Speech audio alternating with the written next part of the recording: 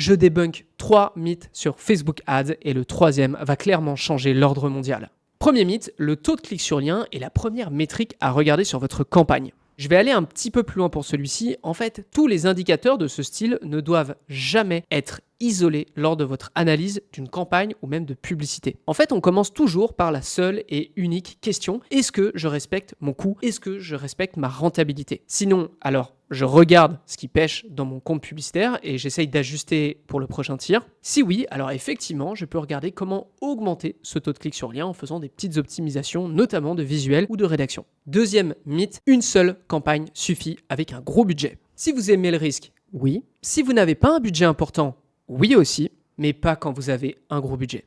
Des comptes qui dépensent plusieurs milliers d'euros sur Facebook Ads par jour, on en pilote pas mal chez J7 Media et je peux vous assurer que ce n'est jamais avec une seule campagne. C'est juste beaucoup trop dangereux et ça nous permet justement d'augmenter de façon sécuritaire. Troisième mythe, un retour sur investissement inférieur à 2 sur Meta, c'est que vous n'êtes pas rentable. Alors, si on s'arrête à la toute première transaction, effectivement, c'est le cas. Mais si on applique la notion de lifetime value, alors c'est tout le contraire. Certains annonceurs, comme les compléments alimentaires, peuvent se permettre ce genre de retour sur investissement ou même de ROAS parce qu'ils savent pertinemment qu'ils seront très rentables à long terme vu que les gens vont revenir acheter encore et encore. Savoir ça leur permet d'ajuster leur coût par acquisition, d'être beaucoup plus agressifs que leurs concurrents et comme disait Dan Kennedy, celui qui est capable de payer plus cher son acquisition, c'est celui qui gagne. Et ce n'est pas pour rien. Mettez-moi en commentaire d'autres mythes que vous avez vus sur Facebook Ads, ça me fera plaisir d'y répondre et peut-être même de les débunker dans une prochaine vidéo.